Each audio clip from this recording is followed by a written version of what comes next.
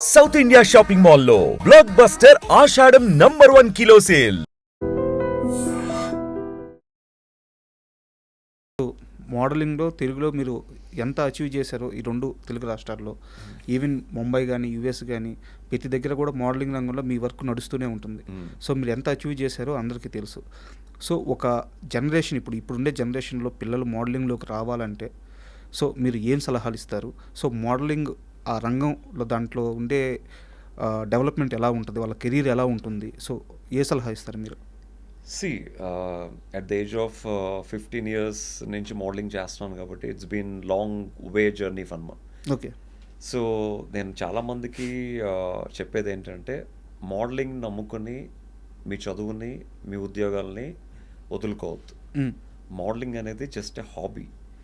మీ పర్సనాలిటీని డెవలప్ చేసుకోవడానికి, మీ స్కిల్ని బిల్డ్ చేసుకోవడానికి, మీ కాన్ఫిడెన్స్ని బిల్డ్ చేసుకోవడానికి, మీ బాడీ లాంగ్వేజ్ని మార్చుకోవడానికి, మీకు ఒక పర్ఫెక్ట్ పోస్చర్ని డెవలప్ చేసుకోవడానికి, రిథమ్ని మార్చుకోవడానికి, గెస్చర్స్ నేర్చుకోవడానికి, ఒక స్టైల్ని క్రియేట్ చేసుకోవడానికి use this modelling as a platform, but not for your life. And especially Hyderabad is not a modeling place. If you really want to become a model, if you don't have any other option other than modeling, go to Mumbai. Okay. And do hard work. అక్కడ at least every day you can go to 10 to 20 auditions. At least ఒక్కదానికన్నా click అవుతారు. హైదరాబాద్ ఆడిషన్స్కే నెలకి 1-2 అవుతాయి.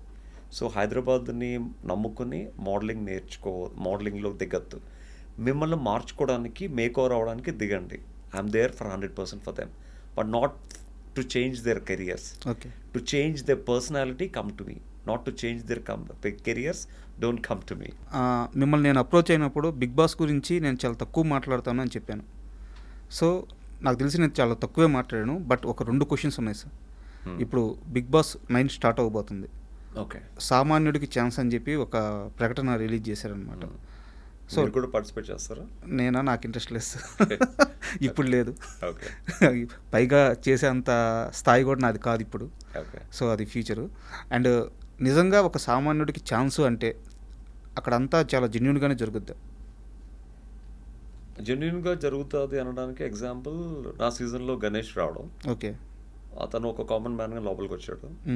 So వచ్చిన తర్వాత తను చెప్తా ఉండేవాడు అనమాట. సో అందరిలాగే నేను కూడా వీడియో రికార్డ్ చేసి పంపించాను. జస్ట్ నేను యాజ్ అన్ యాంకర్గా నేను లోడా లోడా లోడా లోడా వాగుతాను కాబట్టి ఫాస్ట్గా మాట్లాడడం నా స్కిల్. అదే మాటలు ఫాస్ట్గా మాట్లాడుతూ నేను పంపించాను. దానికి ఇంప్రెస్ అయ్యి ఒక 3 రౌండ్లు అయ్యాయి. ఓకే. సో తర్వాత 30 మందిలోంచి 10లోంచి ముగ్గురులోంచి నేను ఒకరిని సెలెక్ట్ అవ్వడం జరిగింది. సో బికాజ్ ఆఫ్ తన టాలెంట్ అది.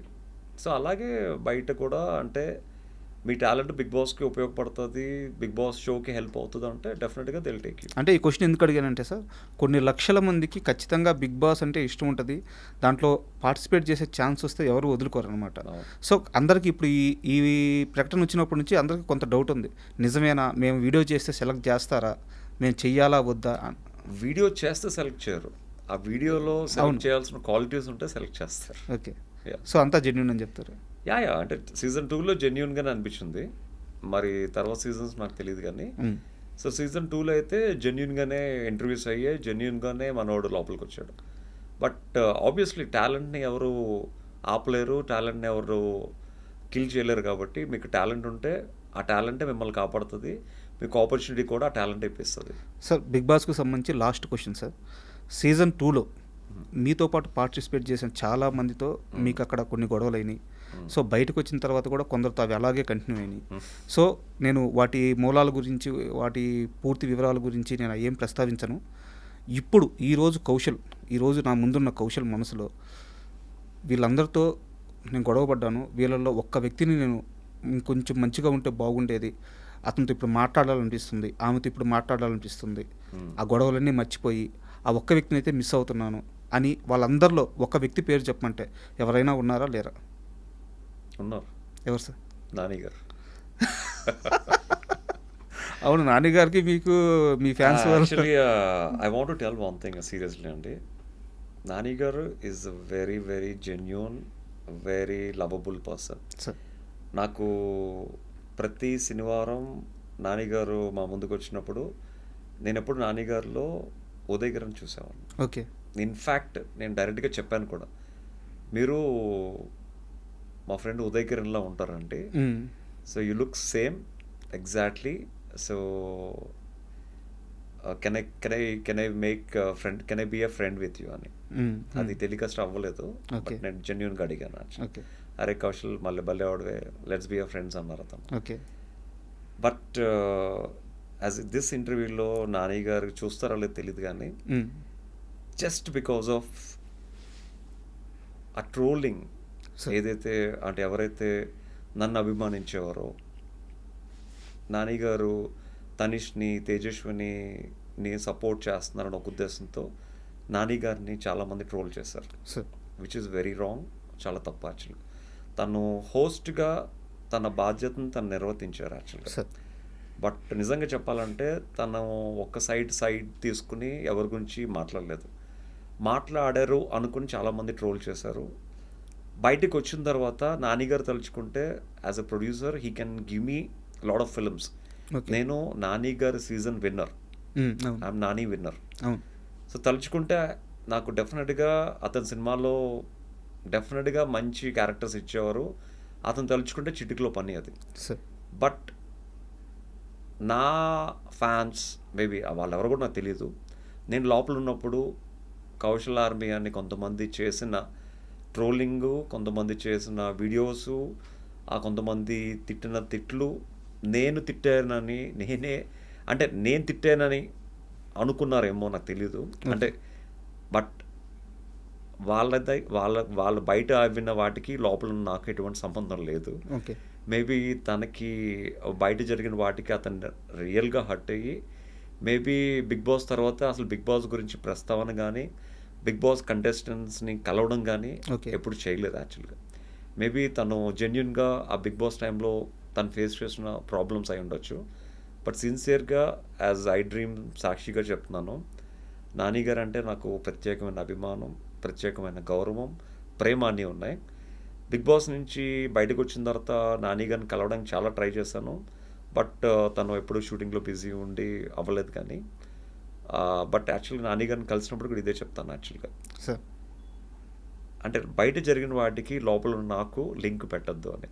ఓకే. యా. అండ్ ఫైనల్గా సార్, కన్నప్ప ఒక పెద్ద సక్సెస్ అండ్ దాంట్లో మీకు ఒక మంచి రోలు. సో దాంట్లో మీరు మీ యాక్టింగ్ కానీ మీ స్క్రీన్ ప్రెజెన్స్ కానీ అద్భుతంగా ఉంది. సో కౌశల్ ఏ క్యారెక్టర్ అయినా చేయడానికి రెడీగా ఉన్నాడు, చేయగలడు. సో అని చెప్పి ఒక కాల్ అయితే ఇండస్ట్రీలోకి వెళ్ళింది. సో మీ ఫ్యూచర్ ఎలా ప్లాన్ చేసుకుంటున్నారు సార్? నాకు మోడలింగ్ గురించి చెప్పొద్దు, అంటే మోడలింగ్లో మీరు కొత్తగా సాధించి ఇంకా పెద్దగా వెళ్ళేది అన్నీ ఆల్రెడీ అచీవ్ చేసేసారు మోడలింగ్లో. నాకు కౌశల్ని, అంటే ఇది నా ఇంటర్వ్యూ కాబట్టి నా వ్యక్తిగత క్వశ్చన్ అడుగుతున్నాను, నాకు కౌశల్కి రావాల్సిన అన్ని ఛాన్సులు కానీ కౌశల్ ఉండాల్సిన స్థాయిలో కానీ ఇండస్ట్రీలో ఇప్పుడు లేడు అనేది నా వ్యక్తిగత అభిప్రాయం. సో ఈ క్రైటీరియాలో మీ ప్లానింగ్స్ ఎలా ఉన్నాయి? ఫస్ట్ థింగ్ ఏంటంటే ఒక మనిషికి అచీవ్ చేసుకోవడానికి, ప్రూవ్ చేసుకోవడానికి కావాల్సింది ఒకే ఒక అవకాశం. అవకాశం అనేది ఆ పర్సన్కి వస్తే